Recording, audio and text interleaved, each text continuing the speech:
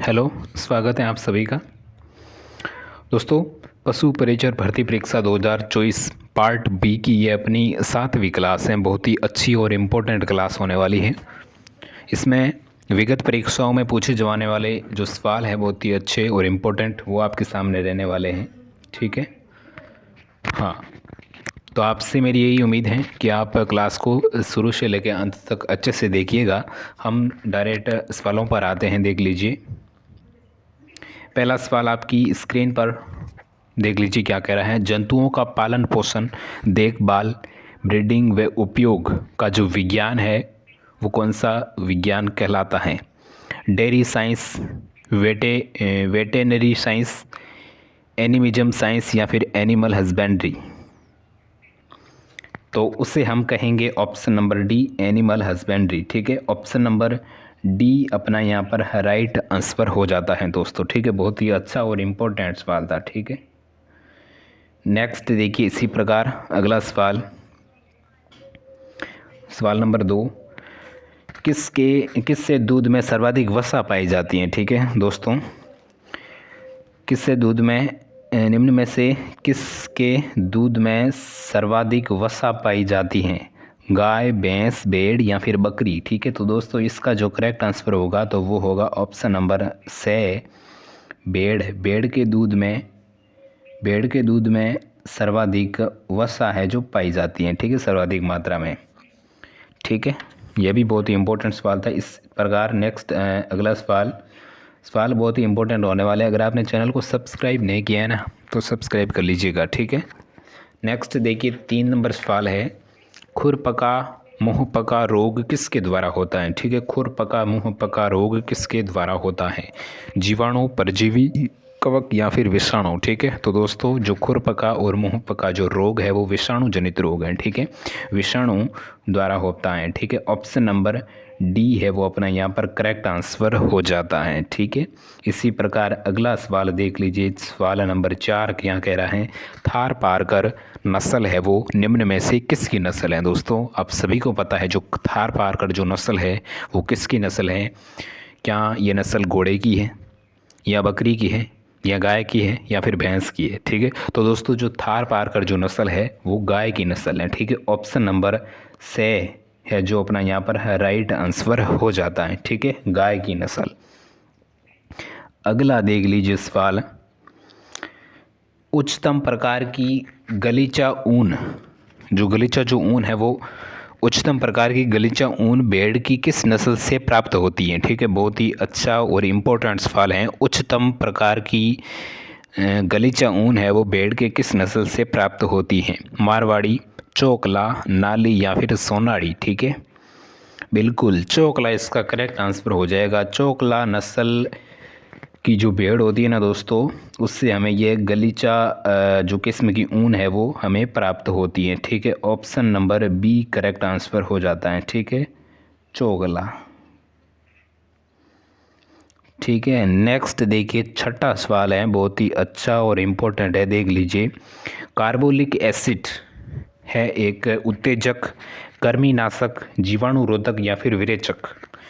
Carbolic acid दोस्तों ये एक जीवाणुरोधक है। ठीक है, जीवाणुरोधक, ऑप्शन नंबर सी है वो अपना यहाँ पर करेक्ट आंसर हो जाता है। ठीक है, नेक्स्ट देखिए, पशुओं की आयु की गणना की जाती है। पशुओं की आयु की गणना की जाती है दांतों की संख्या के आधार पर, शरीर के आकार से, दुग्ध उत्पादन से, पूंछ की लंबाई से। तो दोस्तों पशुओं की जो आयु की जो गणना है वो दांतों की संख्या के आधार पर की जाती है। ठीक है, ऑप्शन नंबर ए है वो अपना यहाँ पर राइट आंसर हो जाता है। ठीक है, नेक्स्ट देखिए दोस्तों अगला सवाल है, सवाल नंबर 8। परजीवियों का म्यूजियम, परजीवियों का म्यूजियम कहलाती है? ठीक है, गाय, भैंस, बकरी या फिर भेड़? दोस्तों परजीवियों का जो म्यूजियम है वो किसे कहते हैं? तो वो कहते हैं भेड़ को। ठीक है, ऑप्शन नंबर डी है वो अपना यहाँ पर करेक्ट आंसर हो जाता है, भेड़ जिसको कहते हैं परजीवियों का म्यूजियम। ठीक है, नेक्स्ट देखिए, मुर्गियों में चेचक रोग का कारण है। मुर्गियों में चेचक रोग क्यों होता है उसका कारण क्या है? जीवाणु, विषाणु, कवक या फिर परजीवी दोस्तों। तो इसका जो करेक्ट आंसर होगा तो वो होगा मुर्गियों में चेचक रोग का कारण है तो दोस्तों है विषाणु। ठीक है, ऑप्शन नंबर बी है वो अपना यहाँ पर करेक्ट आंसर हो जाता है, विषाणु। ठीक है, नेक्स्ट देखिए अगला सवाल है 10 नंबर। ठीक है, क्लास बहुत ही इंपॉर्टेंट है। अगर आपने क्लास को लाइक नहीं किया है तो अभी तक लाइक कर दीजिएगा और एक प्यारा सा कमेंट कर दीजिएगा। 10 नंबर सवाल क्या कह रहा है कि गाय की गिर नस्ल मुख्यतः पाई जाती हैं। गाय की जो गिर नस्ल है दोस्तों वो मुख्यतः पाई जाती हैं राजस्थान तथा गुजरात में, आंध्र प्रदेश तथा कर्नाटक में, हरियाणा तथा पंजाब में या फिर दिल्ली तथा हरियाणा में। तो दोस्तों इसका जो हमें जो करेक्ट आंसर देखने को मिलता है तो वो मिलता है ऑप्शन नंबर ए। ठीक है, राजस्थान और गुजरात में। ठीक है, राजस्थान और गुजरात में गाय की गिर नस्ल है वो हमें यहाँ पर देखने को मिलती है। ठीक है, इसी प्रकार नेक्स्ट देखिए, पशुओं में प्रजनन किस प्रकार होता है। दोस्तों पशुओं में प्रजनन है जो किस प्रकार होता है? प्राकृतिक जनन, कृत्रिम जनन, भ्रूण प्रत्यारोपण जनन या फिर उपयुक्त सभी। ठीक है, तो यहाँ पर ऑप्शन नंबर अपना डी है वो करेक्ट आंसर हो जाएगा, यानी उपयुक्त सभी। उपयुक्त सभी यानी ये सभी है जो विधियाँ हैं वो पशुओं के प्रजनन में लागू होती है। ठीक है, प्राकृतिक रूप से भी होता है, कृत्रिम रूप से भी होता है और भ्रूण प्रत्यारोपण के द्वारा भी होता है। ठीक है, बिल्कुल ऑप्शन नंबर डी इसका करेक्ट आंसर हो जाएगा। नेक्स्ट देखिए 13 नंबर सवाल है, राजस्थान में किस पशु की संख्या में पिछले वर्षों में बढ़ोतरी हुई है। ठीक है, वर्तमान में ऊँट की संख्या में बढ़ोतरी हुई है। तो हम बात करते हैं राजस्थान की किस पशु की संख्या में पिछले वर्षों में बढ़ोतरी हुई है। वर्तमान की दृष्टि से ऊँट है। ठीक है, हाँ, तो इसमें ऊँट तो इसने मतलब बता दिया वर्तमान की दृष्टि से, वर्तमान में। ठीक है, तो ऊँट तो होगा नहीं, तो यहाँ पर इसका जो करेक्ट आंसर होगा तो वो होगा बकरी। ऑप्शन नंबर से करेक्ट आंसर हो जाएगा बकरी। बकरी की संख्या में पिछले साल में बढ़ोतरी हुई है। ठीक है, नेक्स्ट देखिए, भेड़ को कृमि के प्रकोप से बचने के लिए उपयोग किया जाता है। भेड़ को कृमि के प्रकोप से बचने के लिए उपयोग किया जाता है, किसका उपयोग किया जाता है दोस्तों? अल्कोहल, नीला थोता, कपूर या फिर अरंडी का तेल। तो बिल्कुल करेक्ट आंसर होगा नीला तोता। ऑप्शन नंबर बी नीला तोता इसका राइट आंसर हो जाएगा। ठीक है, भेड़ को कृमि के प्रकोप से बचने के लिए नीला तोता का प्रयोग किया जाता है। नेक्स्ट देखिए, बहुत ही अच्छा और इम्पोर्टेंट सवाल है, गरीब की गाय। गरीब की गाय किससे कहा जाता है दोस्तों? गाय को, भैंस को, भेड़ को या फिर बकरी को? तो दोस्तों गरीब की गाय है जो बकरी को कहा जाता है। ठीक है, ऑप्शन नंबर डी अपना यहाँ पर राइट आंसर हो जाता है। नेक्स्ट देखिए, 2 भागों में बांटा हुआ खुर किसका होता है? ठीक है, 2 भागों में बंटा हुआ खुर है जो किसका होता है? घोड़ा का, हाथी, भेड़ या फिर जेवरा। 2 भागों में बंटा हुआ खुर किसका होता है? तो दोस्तों किसका होता है? भेड़ का। बिल्कुल सही, ऑप्शन नंबर से है जो अपना यहाँ पर राइट आंसर हो जाता है। ठीक है, नेक्स्ट देखिए, दुग्ध उत्पादन बढ़ाने के लिए गाय को क्या दिया जाता है? दुग्ध उत्पादन बढ़ाने के लिए गाय को क्या दिया जाता है? तो 4 ऑप्शन आपके सामने देखने को मिलते हैं, प्रोलैक्टिन, सोबर्लिटॉन या फिर सिटलवेस्टिरोन या फिर गोनेडोट्रोपिन। तो इसका जो करेक्ट आंसर उसी को ही हम पढ़ते हैं,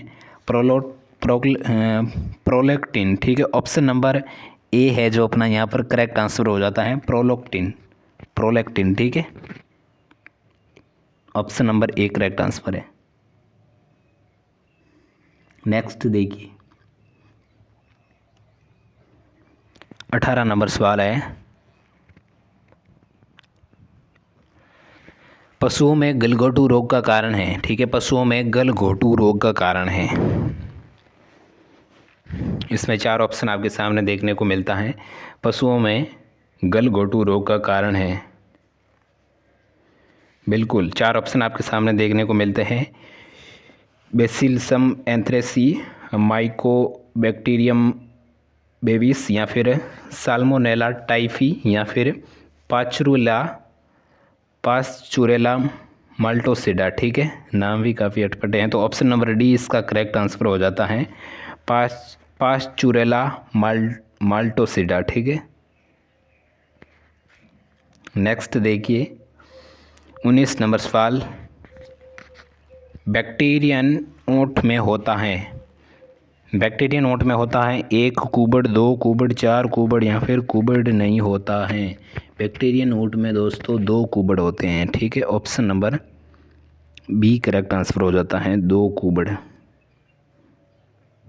नेक्स्ट देखिए आज का अपना अंतिम सवाल, जल प्रदूषण से होने वाले रोग हैं। ठीक है, जल प्रदूषण से होने वाले रोग हैं मुंह पका, खुरपका, एंथ्रेक्स या फिर तपेदिक या फिर उपयुक्त सभी। ठीक है, तो इसका जो करेक्ट आंसर होगा तो वो होगा ऑप्शन नंबर से। ठीक है, यानी तपेदिक है जो ये जो रोग है दोस्तों, तो ये होता है जल प्रदूषण से। ठीक है, हाँ, ये थी आज की अपनी क्लास, बहुत ही अच्छी और इम्पोर्टेंट। अगर आपको अच्छी लगी है तो लाइक कर दीजिएगा और एक प्यारा सा कमेंट कर दीजिएगा कि आपको क्लास है जो कैसी लगी है। अगर आपने चैनल को अभी तक सब्सक्राइब नहीं किया है तो आप सब्सक्राइब कर सकते हो। ठीक है, मिलते हैं हम कल नेक्स्ट क्लास में, तब तक के लिए धन्यवाद।